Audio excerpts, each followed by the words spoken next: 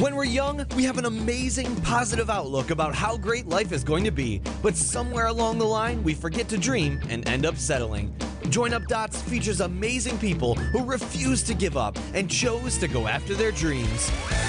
This is your blueprint for greatness. So here's your host, live from the back of his garden in the UK, David Ralph. Good morning, world. How are we? Are we all raring to go for another absolute belter of conversation, motivational speech, and basically wherever we go? And that's the beauty of this show. It's not prescribed. We do not write questions and answers. We just see what we want to talk about. And it certainly is appealing with the audience who are coming to the show in droves. And I really do, from the bottom of my heart, thank you, because it would be a lonely experience if you weren't with us on the ride. And I have got somebody today who is on the ride with us. He has agreed to be on the show, and I've had a very interesting chat about the heat at the moment. He's in Florida, so probably that's a little bit hotter than where I am in the United Kingdom, but I'm a bit sweaty, I must admit. It's dripping off me. Now, he is a man who for over 30 years has helped the world build better relationships with the world.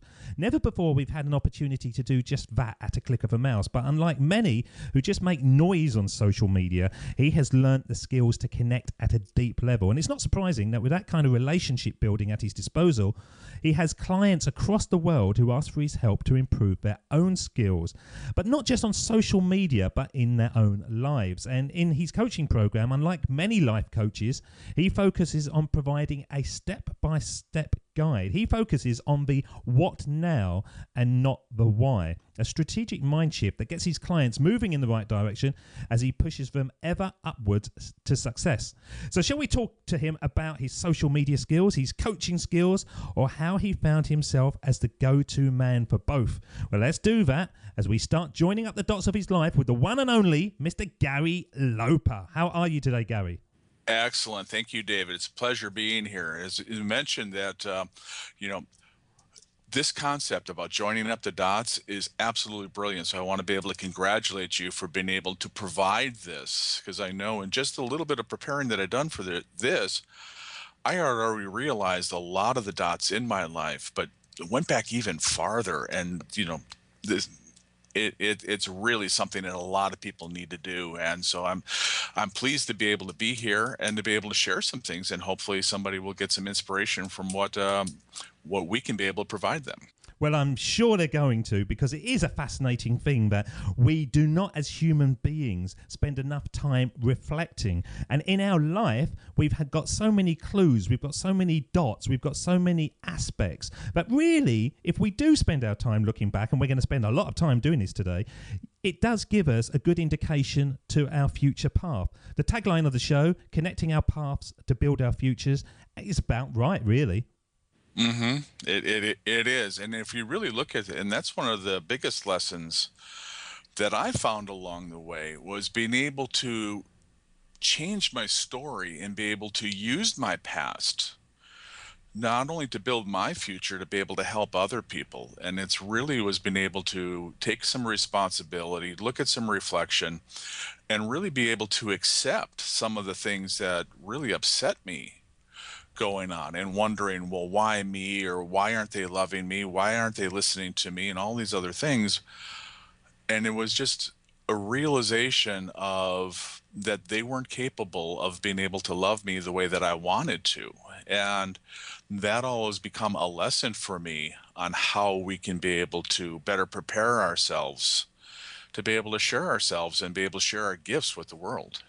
That's a fascinating point. I don't think we've ever touched on that in any of the shows, but it's a real matter of understanding yourself. I used to be annoyed by my daughters. I've got four daughters and a boy, and literally every day they would annoy me for some reason. It was either that I'd go into a room and I'd find the plates just left there, or I'd go up into their bedrooms and the bed was unmade, and it would just annoy me. And then I suddenly realised, and I can't remember actually, Gary, whether I read this and I thought, okay, I'll try this, or it was something that just dawned on me.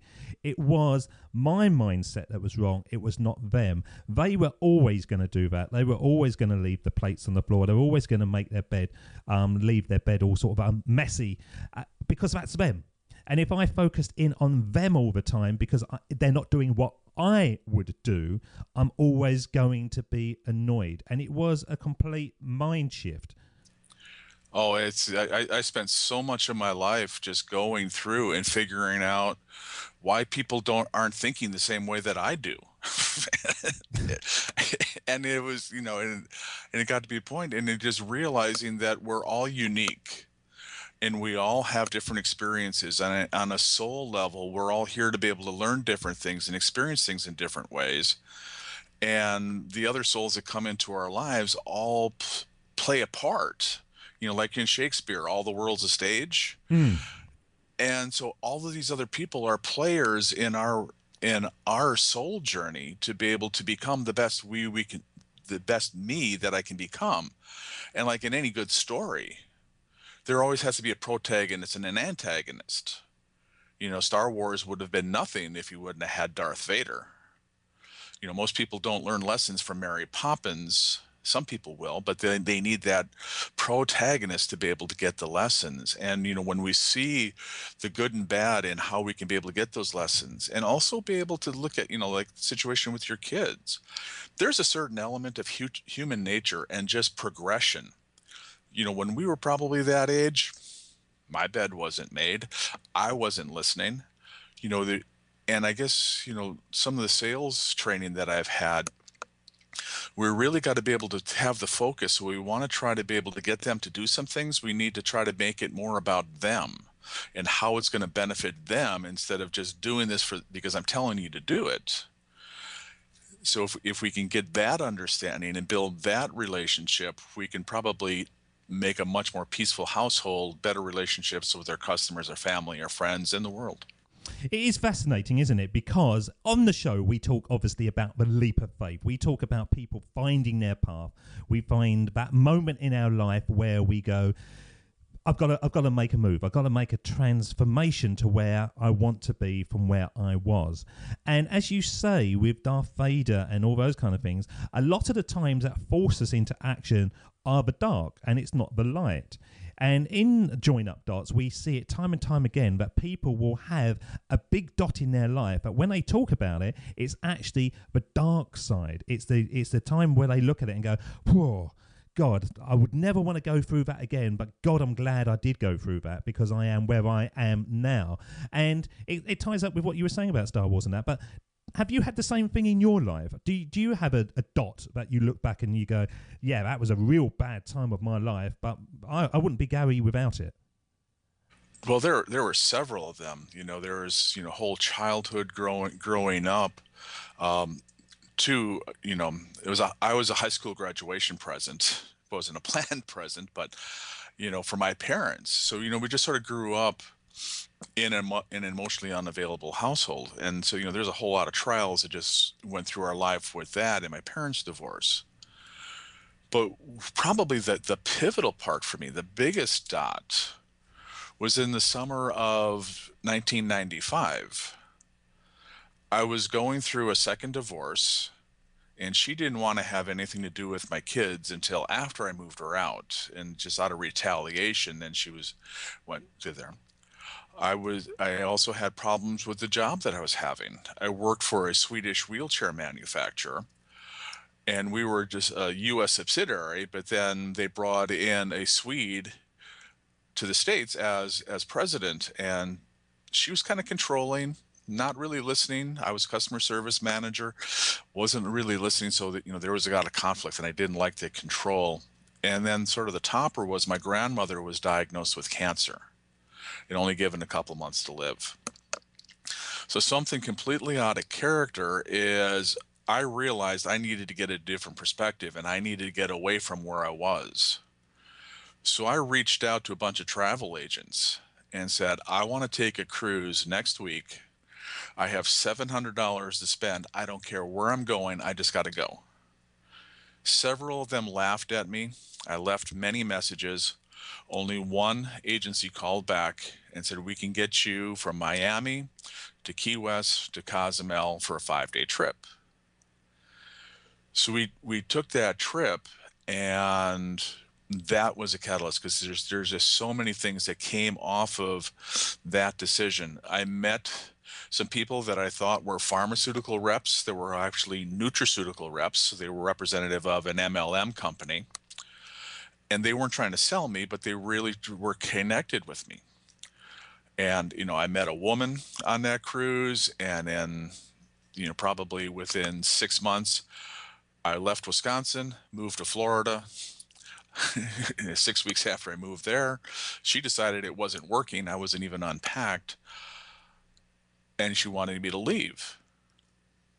But there was something inside of me that realizes, I can't go back to Wisconsin. There's something else that I was here for. And I realized on some level that she was a catalyst to be able to bring me to Florida. So I moved from the east coast of Florida to the west coast of Florida, and so many new things opened up. Again, still within that MLM company, I met the next pivotal relationship in my life from that. I met the person that brought me through my first coaching program in 1999. And from that coaching program, I learned, well, there's so many, so many things. I learned how to be able to, how our subconscious mind works, where I met my current wife, and we've been celebrating 10 years. But even going back to that MLM company, I met Bob Berg, who is a guest speaker, who is a pivotal part of my life, his events. I met Dave LeConte, who introduced me to Twitter, which is, opened up the entire world to me in so many ways and helped me develop. Other coaches, financial coaches, sales coaches, and so many other things, all sprung out of those 3 chaotic events that led me to be able to take that cruise. When you look back on those relationships that obviously failed, were there commonalities that caused them to fail with hindsight? I think most of the relationships that I had that failed were because I was trying so much to be able to be loved. Because I'd never felt that way from my parents. My parents weren't wired to be able to love me in that way. And so I was just trying everything to be able to be loved, and working and trying to be able to do that so much. I think that might have pushed people away from me and why things didn't work. My first marriage didn't work because of the emotional support. That was in the early 80s. The economy tanked here a little bit. I lost a job, and the thinking that my wife at the time was given was, just leave him alone, he'll figure it out. And because they were just sort of, well, just gut it up and go. Well, I'm an internal rewards person, and those things affected me, and it just sort of took me into the tank for a while, and I tanked along with it. The second marriage was one of the things that, again, trying to be able to be loved, I think I found somebody that I wanted to build a relationship, but I realized later that I was trying to rescue her, but she didn't realize that she needed to be rescued. But in that relationship too, it also served a lesson about understanding my mother, because they both had about the same kind of levels of depression and understanding. So even though that second marriage was a short term, the relationship in total lasted 3 years. But I learned so much in understanding and being able to live with it in a different level, that I got a different perspective of my mother's struggle with her depression that she had when her father left her when she was a young child, which led her to decisions that created me. Yeah. Because I used the word failed deliberately, because in success and in life generally, we see that people who become successful do not actually consider these things as failure. Yeah. Edison. Yeah, absolutely. absolutely. I never failed. Just 10,000 ways it didn't work. Spot on. So the fact that you've been now married for 10 years, and congratulations to that. Do you look back on that and think, yes, you basically were an Edison through those relationships, and you were finding the right way for you to build a relationship by going through those other ones? Exactly. And I really believe, and that this is maybe some of the things about relationship coaching or things that, parents or somebody should be teaching them is, we get attracted to relationships because all the sunshine and balloon and the romance and the sex and the physical, all of these different things. But really, the bottom line is relationships are there to be able to help you heal your crap and heal your past pains. And you have to be able to remember that both of you are going to be going and pushing at each other's emotional buttons. So if we can be able to learn how to not take it personally and how to listen and to be available for somebody else, and knowing that when we give first in these relationships, that we're more apt to be able to receive and be able to get back the stuff that we need to be healed and to be able to be heard and validated and respected and all the things that we're looking for in our love relationships. Now, you're so open with your conversation, and you talk about relationships. And so jumping forward, and I'm going to jump forward and back with you, Gary, because it's quite interesting. But you are somebody who is building, as I said in the introduction, better relationships with the world through social media. And are you doing that because you are open and you are yourself? Are you cutting through the noise and becoming effective due to those reasons that you've learned through your real life relationships? I believe so. I hope so. I know that, building a better relationship was always a consistent theme through everything in my life. Actually in my coaching program, we went through a timeline exercise, which is similar to Join Up Dots, is we went back and look at all these different things, aspects of our lives. And each one of them was a longing for a better relationship, a longing to be able to be loved. Any of the decisions that I've made to, this nutraceutical company. So it's a relationship with my health and practicing yoga and bike riding and the coaching programs and everything else. I was creating better relationships primarily with myself, and the better that I got with myself, the better I could be in any other aspect of relationships with partners, families, kids, customers, community, the world. And I think that's a lot of things. That's a lot of the inner game things that most of the coaching programs that I've gone through never touch on. But for a lot of entrepreneurs and a lot of people who are, stuck in some of those dead end jobs, or they don't see that they start seeing a dream, they want to be able to do something more, but there's these emotional things, there's these scars and these pains from our past where our parents didn't love us, or we got left, or cheated, or whatever else was going on. These become emotional roadblocks and they just stop people. And I'm really seeing that the audience that I've attracted, the platform that's been created around me, gives me an opportunity to help those people find their voice, and then to be able to utilize all of the education that I've had. I've been studying personal development since I was first introduced to Tony Robbins and Dennis Waitley when I went back to college 15 years after high school in a public speaking class for my marketing degree. And I've been studying personal development every day since 1989, which has grown into business development and a lot of other things that have grown. And I really feel that I can be able to use all of that to be able to become the leader that I wish that I would have been there for me. Kind of the Gandhi thing, be the leader that you would want to follow. Yeah. And I wasn't finding somebody that had the voice or wasn't talking the message that I had.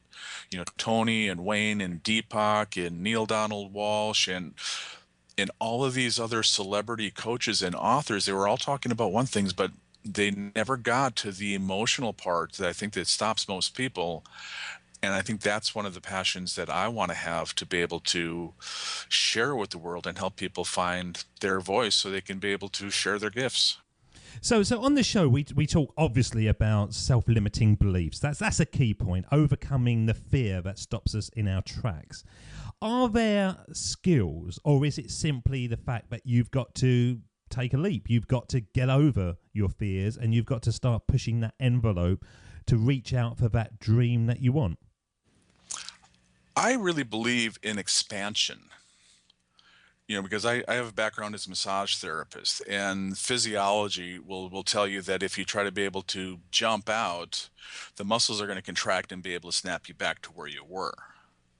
So I think that if you try to jump out of your comfort zone, you're going to snap back. But like in yoga, the most important aspect is your breath, and you keep control of your breath through every posture, and you move to you move to an asana that stretches you while you still control your breath.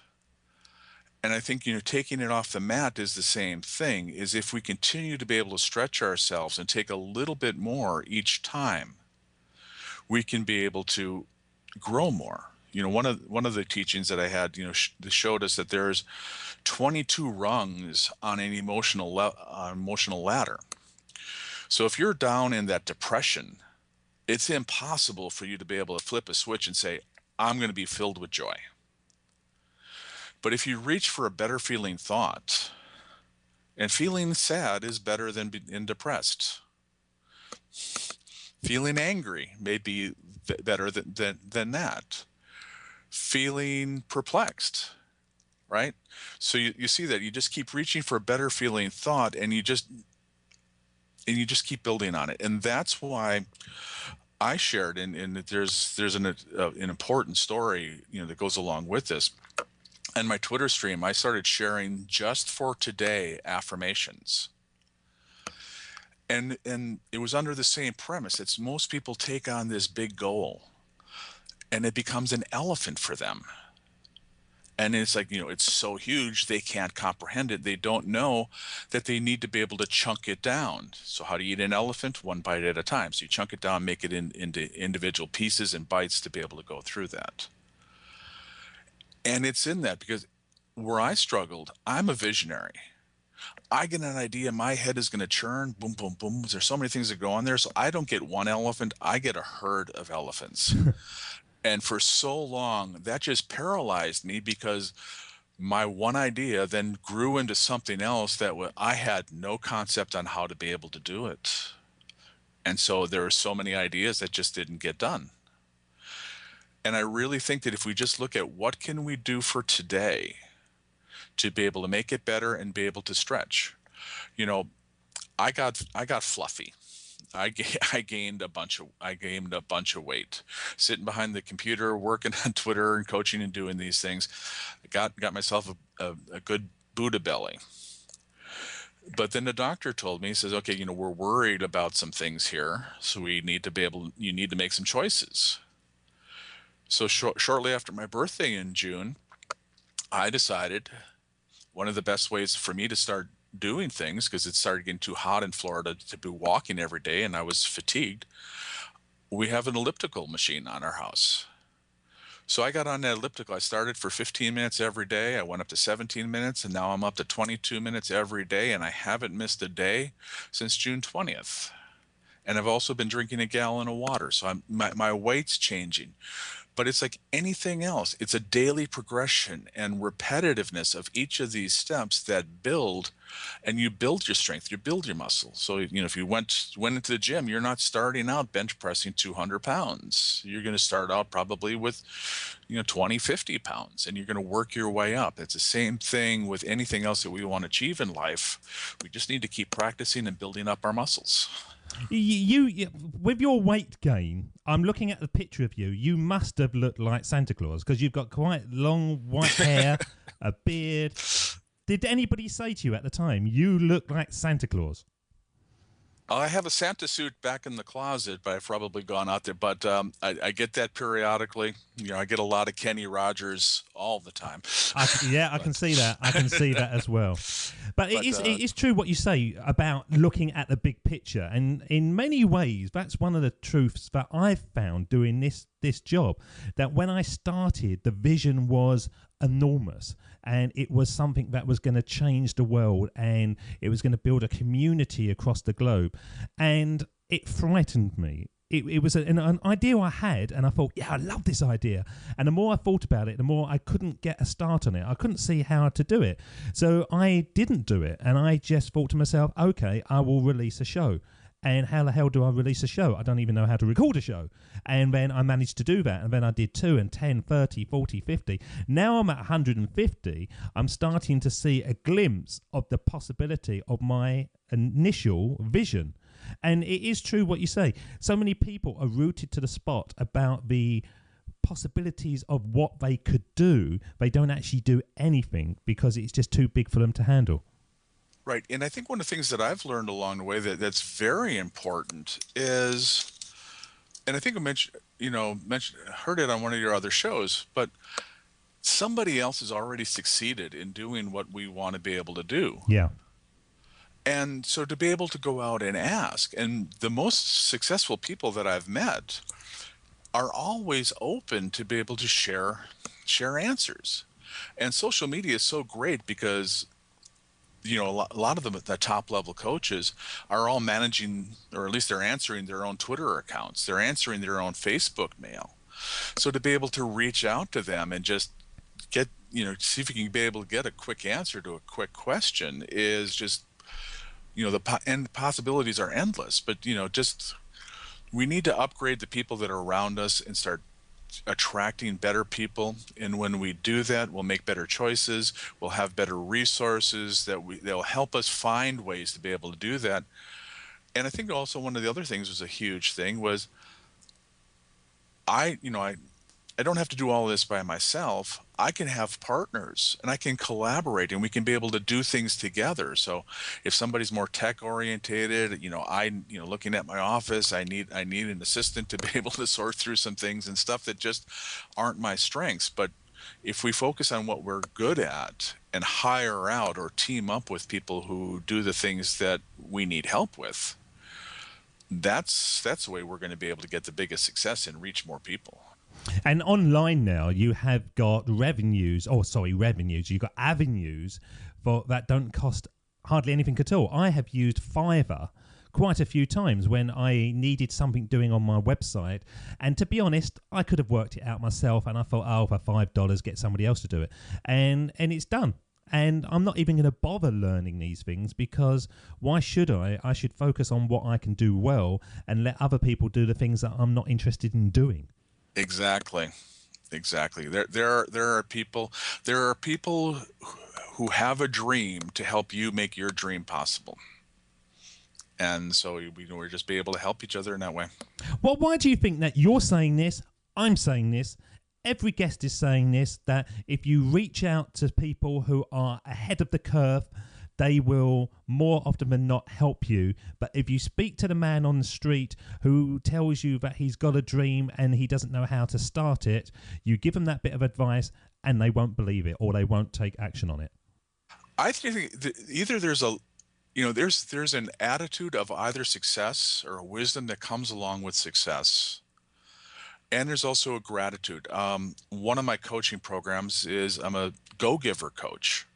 The Go-Giver is a brilliant book by, my friend and partner Bob Berg and John David Mann, and that's helps Joe in the story change his perspective from getting to giving. And giving is not only a nice way to be able to do things, it's also a very profitable way to be able to live and do business. And by shifting and giving first is an absolutely foreign concept to so many people. And I know in some of the networking that I've done, there's, local networking, live to live, nobody understands the giving first or collaboration. They're just looking out for themselves and what can they do and how can I sell you? And I try to pull them aside and I go, I'm probably never going to buy your stuff. But you're missing the boat here because everybody is the gatekeeper for everybody else that they know. So if we develop a relationship and you get to know, like, and trust me, and I know that your stuff is good and you're good and you won't, and by referring you, I won't embarrass myself to my audience, you've got access then to the people that I know in real life, which on the average is about 250 people for everybody. But then if you look at their social media communities, are thousands or hundreds of thousands just on a first level and, mind-boggling to fifth and sixth levels. But I just think that most people are just in that selfish, what can I get? Me. I need to survive first. And being able to look at it is, together, we're all going to be able to achieve much more. But you can kind of understand that, can't you? If somebody's in a job that they don't like, or they're in a relationship that they don't like, they want to have an improvement, an instant improvement. They want gratification. And it is a foreign concept for so many to think that if they start helping others and, and giving away stuff, time, effort, energy, love, they're not going to get it back. And their situation's not going to improve. You can kind of understand it, even though we know it's wrong. I can understand it. And I guess, even when I went back into college, and that was in 89 and 91, they were teaching the economics of scarcity. And so, and that was the standard model. We were all talked about that there was just a limited amount of things. But another example in the Go Giver that I use is the whole world works on give and receive. There's nothing that doesn't work, So, just for example here, just take in a deep breath and hold it. Take a really deep breath and hold it. Okay. Now exhale and exhale and exhale. Exhale some more. Keep exhaling. I'm going to cough. Okay. You cannot keep exhaling without taking something back. So the whole world works on give and take. The sun comes and nurtures the plants, and the plants give us food, and the whole cycle goes through that. One of the best examples was orange trees. A friend of mine had these orange trees that he loved, so he invited me over to pick some oranges. We go over to get them. And while we're there, his neighbor comes over and wants some oranges. Now, his neighbor walked past his dying orange trees. And so when I looked at it, I'm going, okay, so Johnny loves his oranges and he nurtures his oranges, and he's taking those oranges. He's taking the gift from the tree, and there's appreciation. So the tree keeps giving. His neighbor, he didn't appreciate his own trees. He didn't take the fruit that was given, so the tree stopped giving. So I think the same thing in life, when we're giving our love, when we're giving our products, when we're giving our services, and it's received, we're more apt to be able to give more. Some of the conversations we talk about is learning our love language. In relationships, it's vital to understand how your partner needs to feel loved, how your children need to feel loved, and we're all feel loved differently. And if we can speak in their love language and give them the love that they want, they're more apt to be able to love us back, and we can then teach them on how they can love us in our love language. You seem somebody, Gary, who loves their job. Would I be right? You seem to really deeply care about the content you're putting into the world. I do. It's a lifetime. It's a lifetime of being able to collecting experiences, joining up these dots, putting these things together, learning the lessons, and knowing that,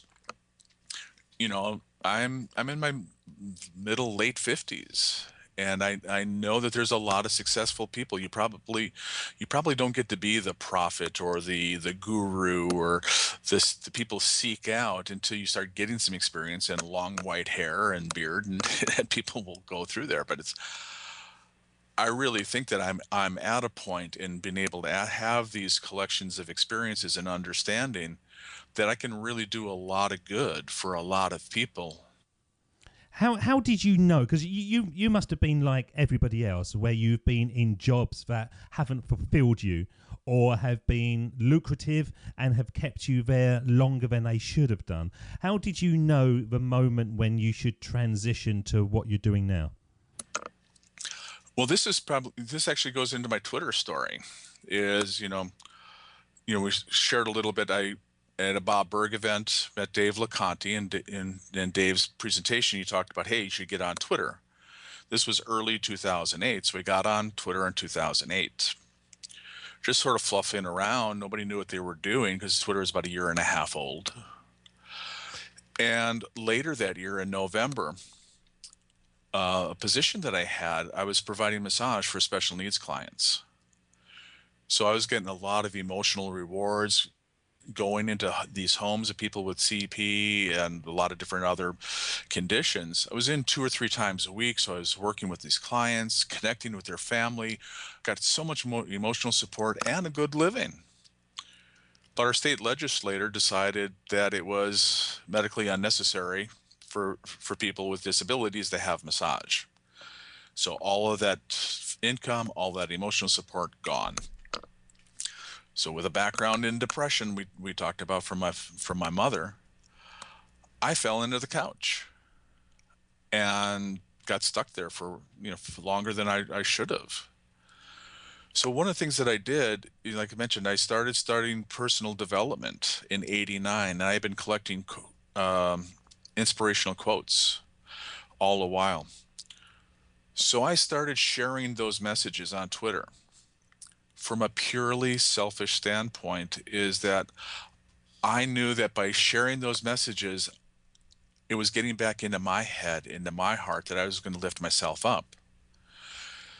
In a short time, people started responding and asking questions, you know, retweeting me, following me. I got fourth and fifth generation retweets, and people were following me, and it was just attracting. And then it really clicked, and said, okay, I got my coaching certificate back in '99, and this is the perfect opportunity. The universe was telling me, here's this platform. You're a coach, you're a teacher, you're a healer.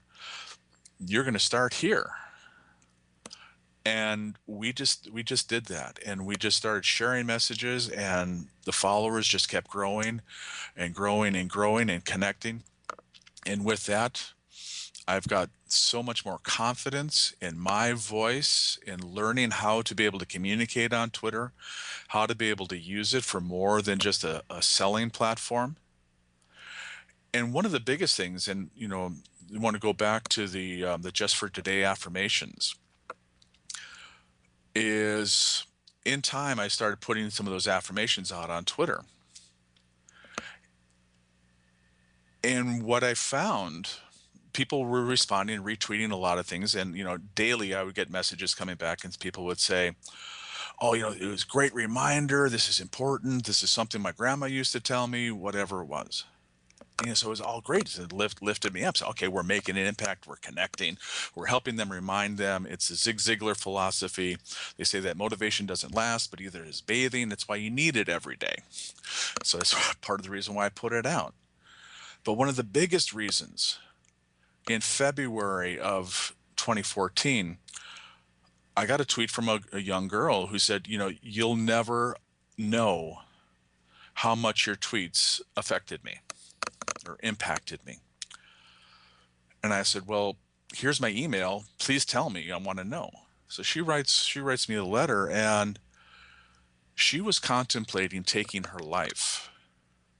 She's got a very debilitating disease that was just kicking her butt, and she was ready to pull the plug. Something in one of those affirmations. Now, this was an affirmation that I put into an auto tweeter. So I didn't even know when it was coming out. So I had no input. I created it. I put it into a machine, and it put it out, and it showed up when she needed it. And she saw it, and she realized, okay, I'm going to do something with this. I'm going to do the best I can with what I have, and I'm going to help other people go through the same process. And so that brought me to tears, and that really changed some things, because I realized that so many people will say, well, why do you just put motivational quotes out there? And there was something in me that always knew about the butterfly effect, that you just never know about what's going to happen from one action, one quote, one tweet, one smile. You just don't know what the chain reaction is, what the dots are going to follow from that. So knowing that this one tweet showed up for her at a point that changed her life and may change other people's lives really deepened the passion for me to be able to use Twitter as a way, because there's no filters there. you can be able, anybody in the world can find any of your tweets. If they're searching for something, they can find that tweet. And so your message can be shared with everybody in the world, not just your friends, not just who Facebook thinks that you should see your post, but everybody can find it. And the people who need to find it can see it. And I just have a belief and the knowing that the universe is going to bring those messages to the people they need to, and it's going to make an impact in the world, whether I know it or not. And that gives me a huge place of comfort to be able to know that I am impacting the world in some way. I may not realize it on an emotional level. I haven't realized it on the financial level that I know I'm capable of yet, but I know that impact is there. And by doing that, more good things are going to happen for me and everybody else who's in that stream. I'm going to play a speech that really cements what you're saying there. But just before I play it, have you transitioned? Were you in a corporate world, then Twitter came along and you suddenly saw the possibilities and it made you move in that direction? Was there any leap of faith in your life? Because it seems to be that it's almost been a flowing process for yourself. You've moved from one thing to another. Has there been any of those moments where you've really had to go, right, I've got to do this because I've only got one life? Not that I really jumped and switched. I took a lot of those leaps in my relationships. The relationship that moved me to Florida, we met in September and February. I moved there. And in meeting Carol, we met in July. In December, we were married. So I was more apt to be able to take those leaps on a personal love relationship, trying to be able to find that. The jobs that I had, I probably stuck out longer than I needed to, or that I should have, because again, I was just looking for that love, that acceptance, and hoping that I could be able to start crawling up, because that's what I thought the path was. And I only had one corporate experience. It happened after a small husband and wife marketing company that I worked for was acquired by a marketing corporation. And I just saw the transition of some of the people in that team. And that was an epiphany for me. It says, I'm never going to take this path, because it had just appeared to me that those people sold their souls. They had no consciousness. They had no connection. They weren't dealing with people. Everything was just a result to them. And I just knew that wasn't me. So from that point on, I've probably been underemployed and took jobs where I knew that I could be a bigger fish in a smaller pond. And I think that served me to be able to get me to where I'm going now. I'm going to play the words of Steve Jobs, which is really the theme of the show, and I think it has cemented what you've just been saying, that we are all on a journey and we don't know when the good things are going to make a difference, the bad things are going to make a difference. It's just by having faith, trust, and moving forward with a belief, we do ultimately get to, fingers crossed, a good place. This is the words of Steve Jobs. Of course, it was impossible to connect the dots looking forward when I was in college, but it was very, very clear looking backwards 10 years later. Again, you can't connect the dots looking forward. You can only connect them looking backwards. So you have to trust that the dots will somehow connect in your future. You have to trust in something, your gut, destiny, life, karma, whatever. Because believing that the dots will connect down the road will give you the confidence to follow your heart, even when it leads you off the well-worn path. And that will make all the difference. I suppose what he's saying there is no experience is wasted, isn't it? Exactly. Savor every single experience, because everything grows on everything else. And one of the things I know in listening to that, it just reminds me of, like, even my massage, when I went to massage school, I'm in love with massage. I love the touch. I love the healing aspect of it. And early on in that process, I had just seen that this was the way of my world. This was my future. I'm going to do massage for a while. I'm going to make this impact. Eventually I'll have a studio. We'll have a healing center and all these other things. But then a couple of years later, all of a sudden, that's gone. That one aspect of it's gone. But it opened up another door for something else. So all that massage experience, all the energy, the healing studies that I've done are still all a part of me. And I can take those healing words, those healing energy, and be able to apply it in different ways. So I think that was really important that I learned, and hopefully other people will be able to see, is pursue what's in front of you. Pursue the dream that's right now seems to be the biggest light to follow. But also realize that that may not be the final destination, but it's something that's going to prepare you for what you're really supposed to be doing here. Take a risk, isn't it? Take a risk, and then I'm going to play another little speech now because I love this, and it wasn't part of the original concept of this show, but more often than not I play this because I think this is absolutely brilliant. Listen to this. My father could have been a great comedian, but he didn't believe that was possible for him. And so he made a conservative choice. Instead, he got a safe job as an accountant. And when I was 12 years old, he was let go from that safe job. And our family had to do whatever we could to survive. I learned many great lessons from my father, not the least of which was that you can fail at what you don't want. So you might as well take a chance on doing what you love. I would like that to be taught in schools. Yeah, it's a great thing. And I know that, even looking at Jim Carrey's father, and again, for me, I see it on a soul level. Again, so here's a time period where men weren't encouraged to be able to pursue those dreams, especially if they were more artistic, something off of what was conceived on what men are supposed to do, the traditional roles. And that served Jim a huge lesson and a huge impetus because he saw things crushed. But I also think people need to realize that sometimes in doing things that you may not think that by doing things that may not want to be able to do, you get to be able to have a better understanding of what you want to do. Because I think there's a lot of people who have no clue what they want to be able to do in their life. And to be able to go through some things helps you really be able to identify what you don't want.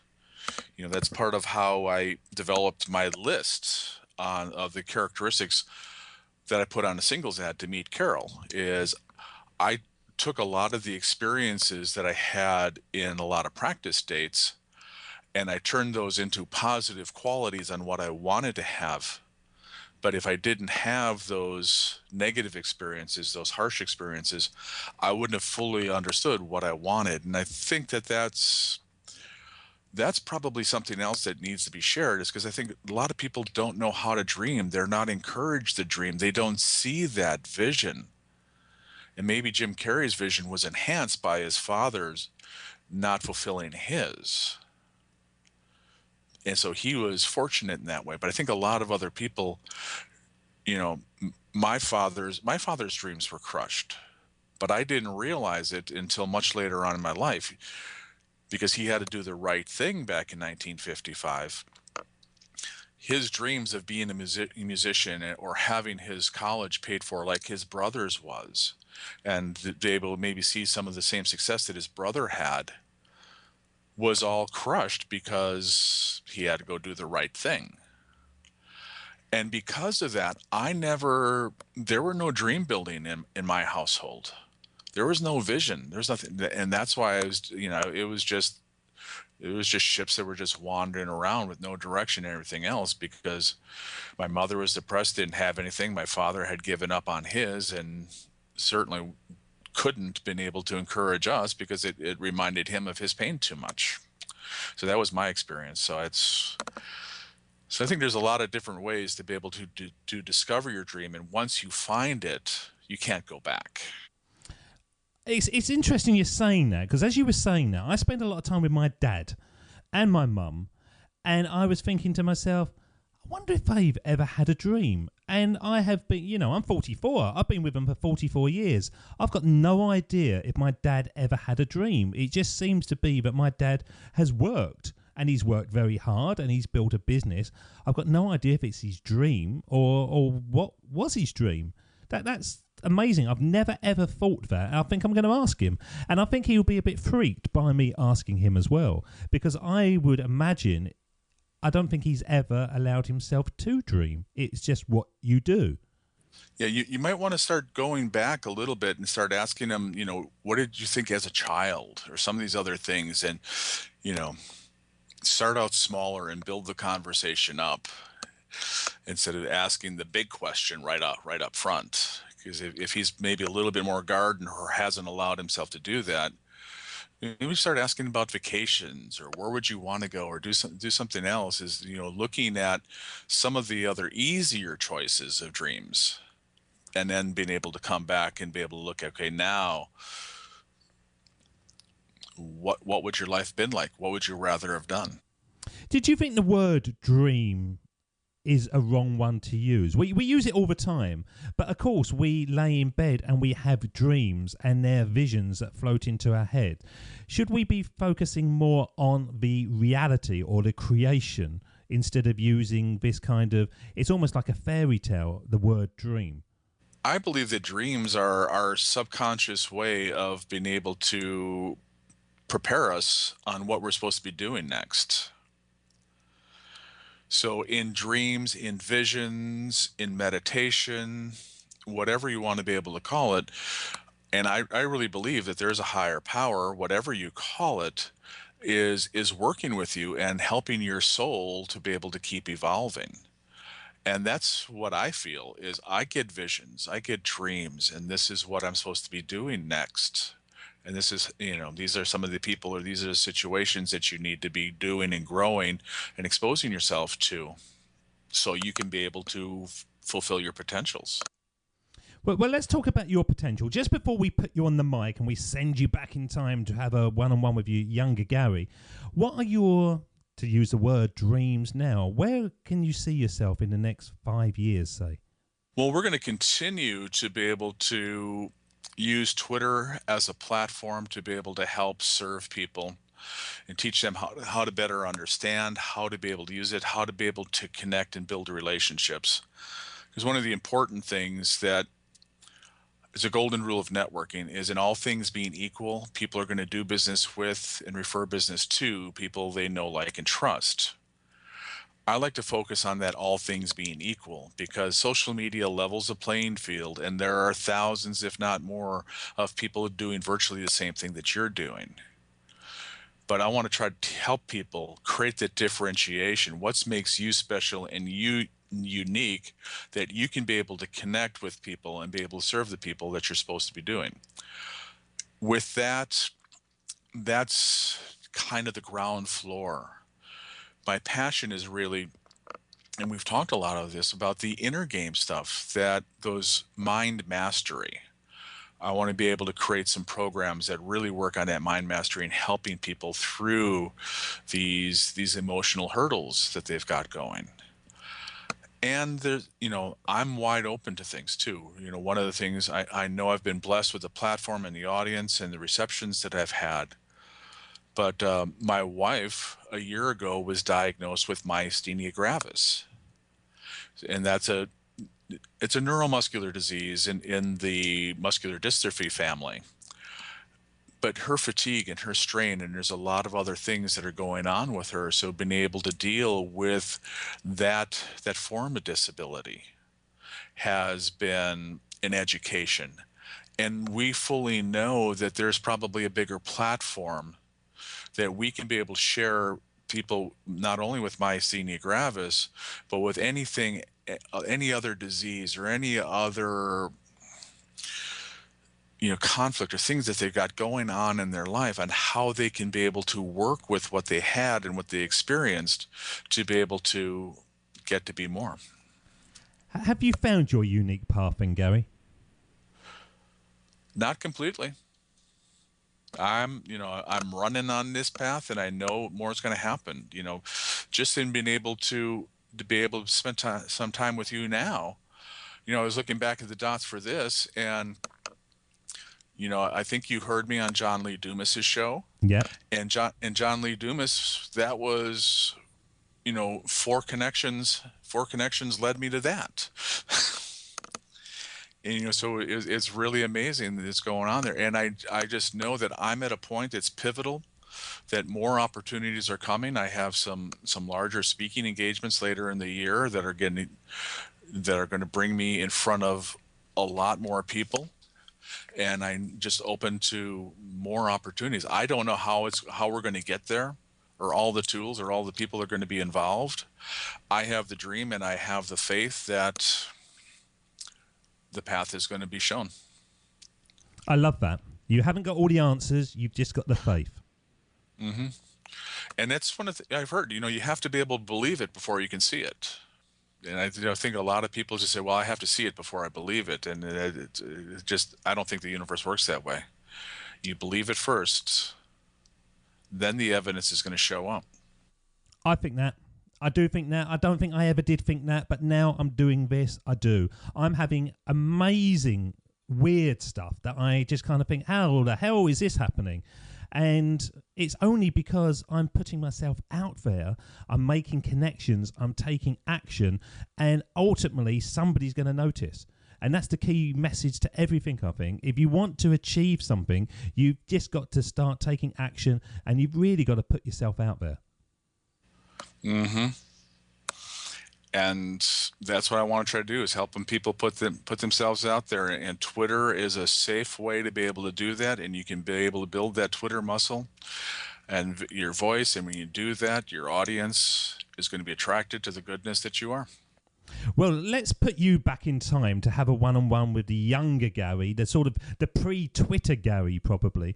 And if you did manage to find him and you sat down by the side of him, what would you say to him? What advice would you give him? So I'm going to play the music, and when it fades out, you're up. And this is the Sermon on the Mic.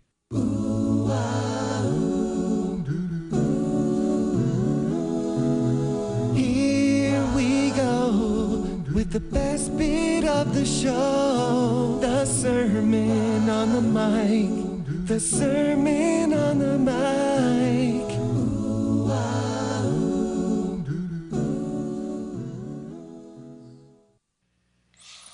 Gary, I've traveled back in time to let you know that you know more than you think you know, or even what others will ever admit. Your brilliance will scare people, and that's okay. That's their limitation. Be brilliant anyways. Never let that light be dimmed. You have a gift of being a visionary, to see into the future, to see things that most people cannot or will not be able to see, and especially you'll see the things that they want to try to hide. Use this to be able to make the best choices in all the areas of your life and in service to others. I want you to know that your parents love you only in the ways only that they know how. They're not emotionally equipped to deal with their own emotions, much less yours. This is going to serve you in the future because so many other people in the world feel underloved and experience the same thing. Your story is going to help them move through their pains and realize their place and voice in the world.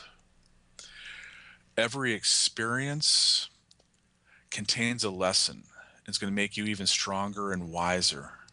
And some of those lessons are going to be hard, painful, debilitating, and feel real poopy. But use that poop to be able to fertilize your dreams. Always believe in those dreams, especially when others and those who you feel should support you don't. Believe in them. I know you don't see much of yourself right now, but believe that all of this and so much more is possible and waiting for you. Gary, how can our audience connect with you? It's very easy. My website is GaryLoper.com, GaryLoper. You can find me at Twitter at Gary Loper, Facebook, LinkedIn, Pinterest, all the other places. But Twitter is my primary platform, and we're using that. So my website and Twitter are the best ways to get in touch with me. Just drop me a tweet. Let me know that you heard me on Join the Dots, and love to be able to connect and see how this impacted your life. Well, it's been an absolute delight having you on the show today. And thank you so much for spending time with us today, joining up those dots of your life. Please come back again when you have more dots to join up, because I do believe that by joining up the dots and connecting our pasts is the best way to build our futures. Gary Loper, thank you so much. Thank you, David. It's a pleasure, and happy tweeting. David doesn't want you to become a faded version of the brilliant self you were once to become. So he's put together an amazing guide for you called the 8 Pieces of Advice that every successful entrepreneur practices, including the 2 that changed his life. Head over to joinupdots.com to download this amazing guide for free, and we'll see you tomorrow on Join Up Dots.